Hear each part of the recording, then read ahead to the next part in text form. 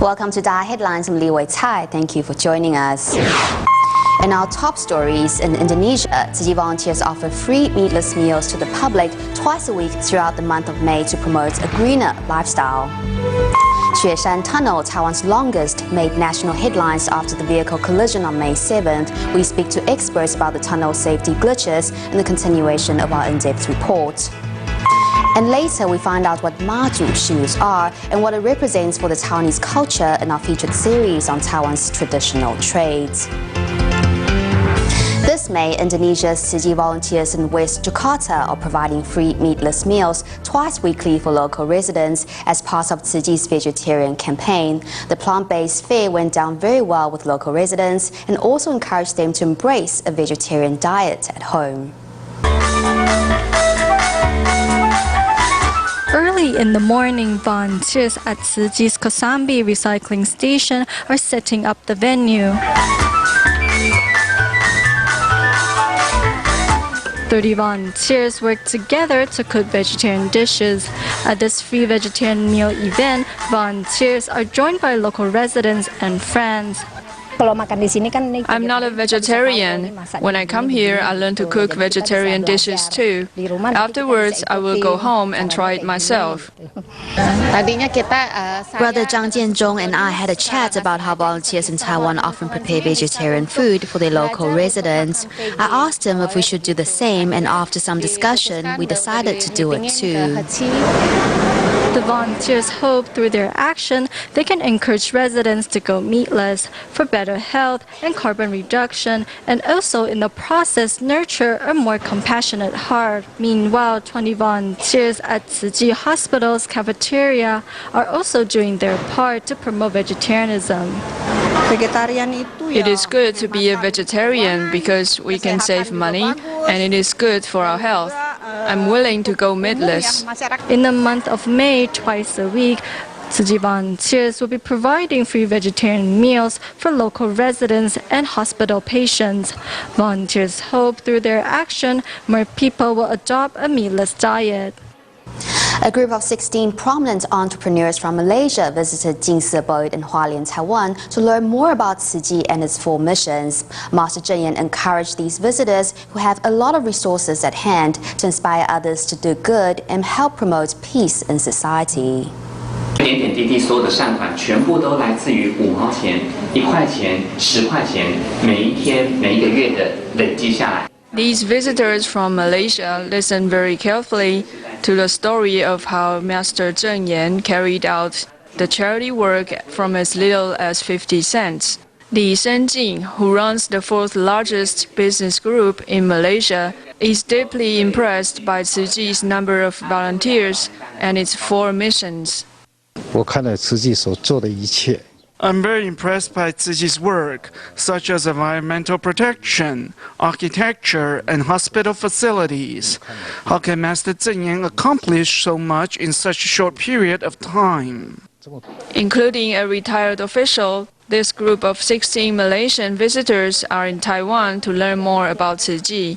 Master Zheng Yan also encourages them to give to the needy.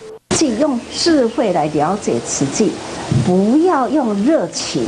好，热情呢总是呢一下子，但是呢期待人人对慈济要彻底了解，那就从你自己的欢喜那投入，任何一个事情都会呢做得很开心。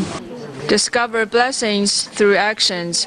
Hopefully, these visitors will spread the seeds of love, joy, and compassion from Tzu Chi when they return to Malaysia. As the Malaysian entrepreneurs have learned, Tzu Chi's charity mission began 46 years ago with a group of women who saved 50 cents a day to help the needy. In the same way, Tzu Chi volunteers in Taichung have made coin banks from aprons and distributed them throughout the community to encourage people to save whenever they can to help others. Kitchen aprons can turn into coin banks to help others. I used fabrics left over from making pants or suits that were never fitted, or old fabrics that haven't been used for years. With a little bit of work, people can use these aprons to save money and help others. By practicing 3 good deeds, an apron coin bank can collect a lot of love and save more energy. When I wash rice, I save 20% for others, so I put in coins. When I remove a plug from an outlet, I save energy, so I put in coins. When I wash vegetables, I save some water for flushing, so I put in coins too. As Thai's apron coin banks have become so popular, other volunteers who can sew have begun to make the aprons too. Chojin is now working in the evenings to get more apron coin banks out there. We can join in the work by using our hands as we're professional tailors. We can use the apron coin banks to do a lot of good. When he's not moonlighting as a taxi driver, Xie Zhengyong makes the best use of his time to sew aprons together. We have the equipment and ability to sew. We are more than happy to take on this job. We love contributing. An anonymous Tzu member opens up the entrance to a warehouse full of fabrics. He said he will donate these fabrics as long as they are fit for making aprons.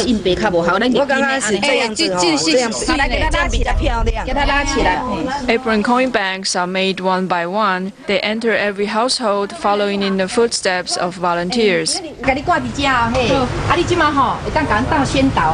Our thoughts lead to actions. The actions determine a person's habits. Habits determine one's fate. We hope that Taiwan and the Earth's fate will turn for the better, and more people will contribute to changing the fate of the Earth.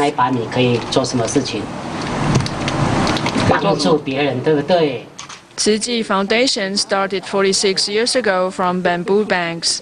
Now apron coin banks are carrying on the mission and continuing to spread the good thoughts even further.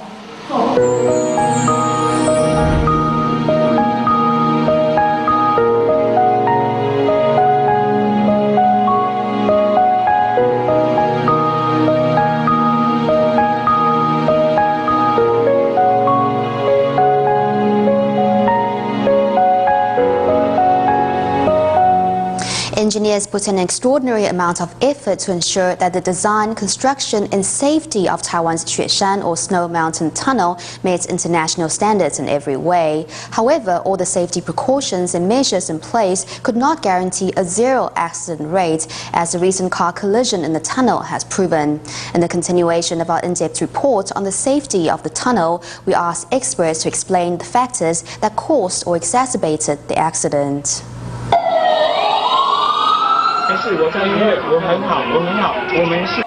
Having narrowly escaped death, survivors of Taiwan's Xueshan or Snow Mountain Tunnel fire that occurred on May 7 are left shaken and with smoke-blackened faces. They all have one question: how did the smoke track them down the adits? Can you feel the wind blowing in from the outside? With the door open, the wind carried the smoke from the fire straight into this space. The door opens to a certain point and gets locked in place. You need to give it another pull for it to spring back closed. However, evacuees don't have a second to spare. Looking back, had fire, not smoke, followed them into the escape passage, the damage would have been unthinkable. When people flee, they are in a frenzy, and the only thing on their minds is to run as far away as they can. The traffic control center should put into place remotely controlled doors to shut or open them whenever needed, and monitor the situation with surveillance cameras. Basically, smoke rises with hot air. If the smoke encounters the cool air inside the adits, what is the temperature drop? And does that drag the smoke down?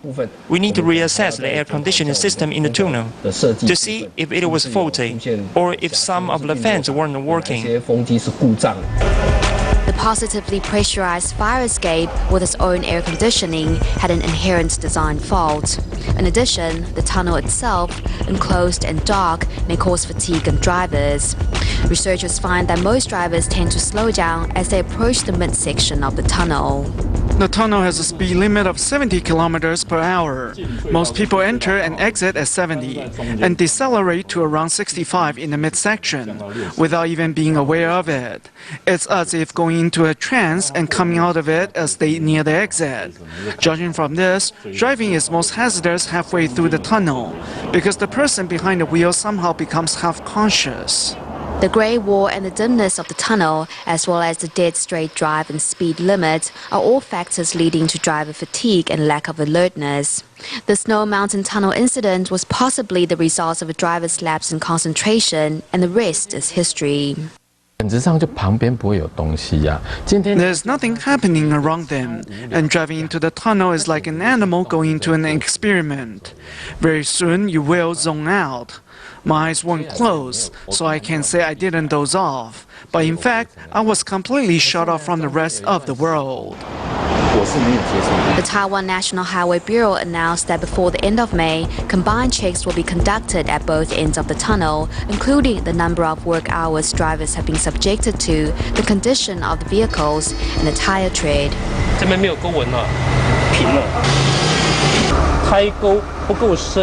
The tire's low tread depth means little grip on the road. The tire is pliable, but if its point of contact with the road is flat, the car will have a higher probability of sliding. Low tread depth will easily cause a flat tire. Outside Taiwan, checkpoints outside tunnels are not a new thing. However, it will be too late for drivers to find that his or her tires have been dangerously worn down by the time they get to these checkpoints. At one of the motor vehicle offices in Taiwan, cars come and go for inspection, and every one of them must take a tire tread test. As there are no penalties for cars with overused tires, it is entirely up to the drivers to make sure his or her car is safe to drive.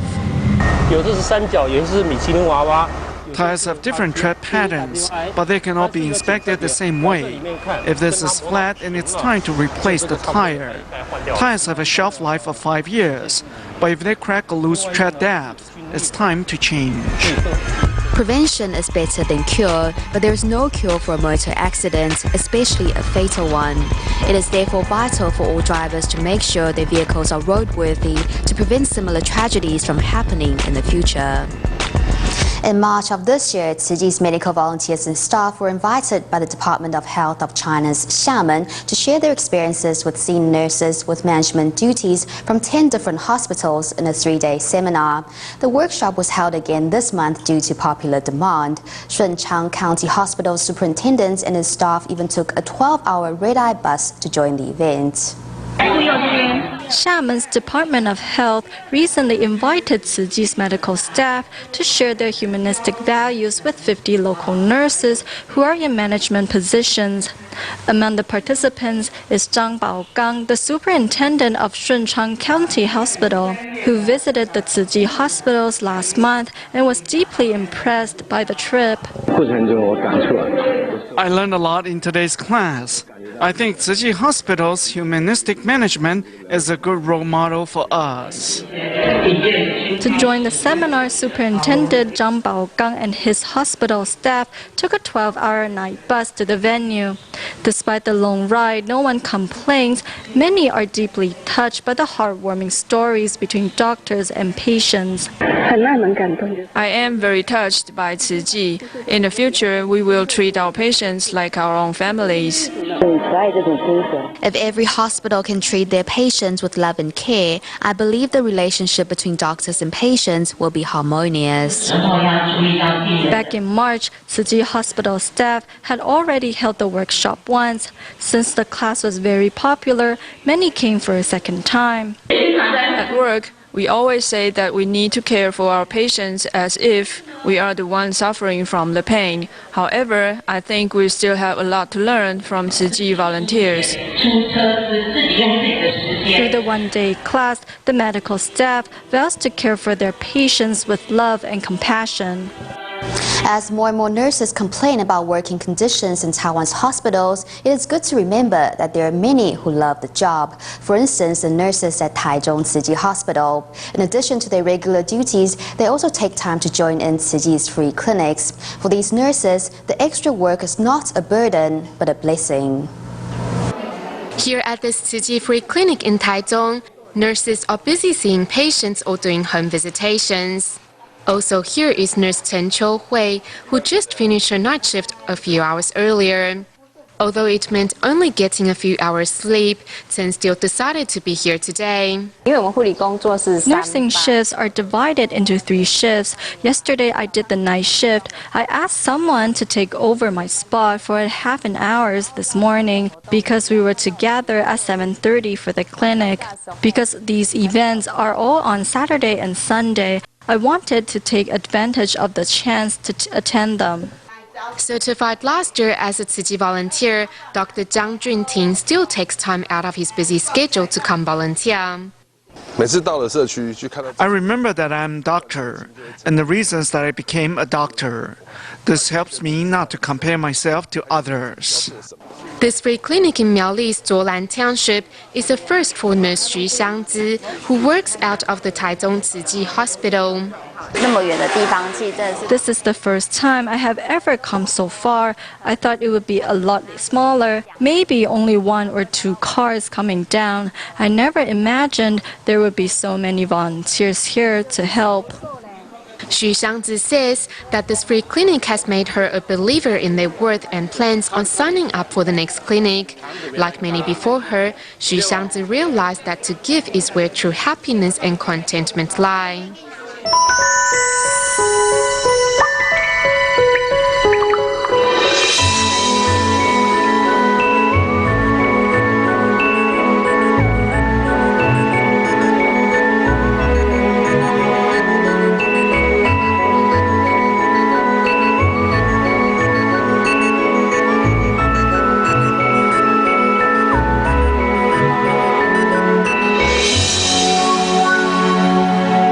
In Taiwan, 90-year-old Zhuang Zhaozhi is the only artisan left in her trade that makes Mazhu shoes, which are named after the deity Mazhu. The 5-centimeter-long shoes are made to bring forth blessings for children. The petite ornamental shoes require great eyesight and intricate needlework to make, as we shall find out next in our regular feature on Taiwan's sunset trades. All my students, some have been here for 10 years and others 5 or 6 years. I have used quite a few pairs of scissors. I bought this one when I graduated from elementary school. I was 14. I'm 90 this year, so this is 76 years old. It was quite shiny, but the owner from the fabric store wanted to buy it from me, so he bought me another pair, and the old one became rusty. A 76-year-old pair of scissors and 90-year-old grandma Zhuang fill this sewing shop with stories.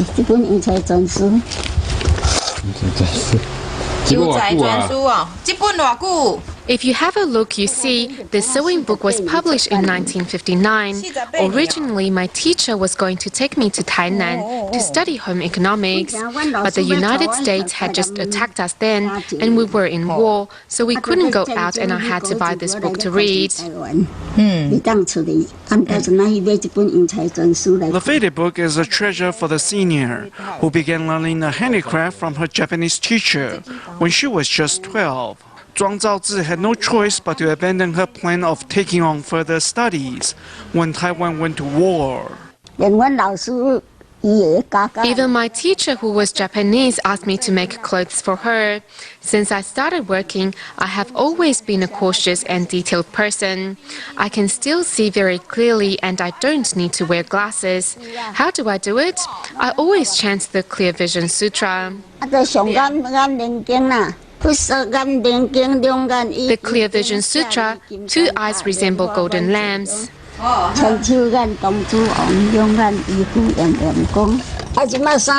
It is easy for me to sew anything, but clothes are really cheap nowadays to buy, so I always tell people to buy ready-made clothes. I don't think about making money anymore. If the customer is senior in age, I will tell him to buy ready-made clothes because tailored ones are more expensive. Or else, since we're getting old already, wearing old clothes would do. Having lived through the war and the time of material shortage, Zhuang cherishes whatever she has even more. The 90-year-old artisan is also a master of making the 5-centimeter mazu shoes. Without any struggle, the grandma puts the thread through the needle and begins demonstrating how to make the miniature shoe necklace. Though a long process, Zhuang sews the fabric together with ease.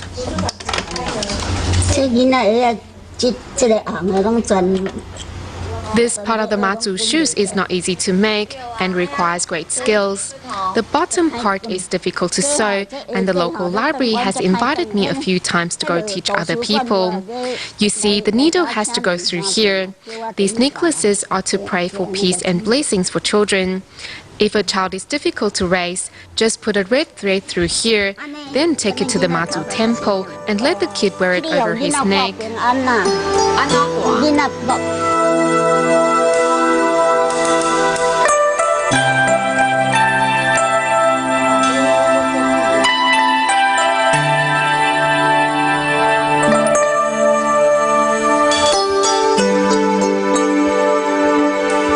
Today, Zhuang Zhaozi donates whatever she makes from sewing the mazu shoes to help poor children.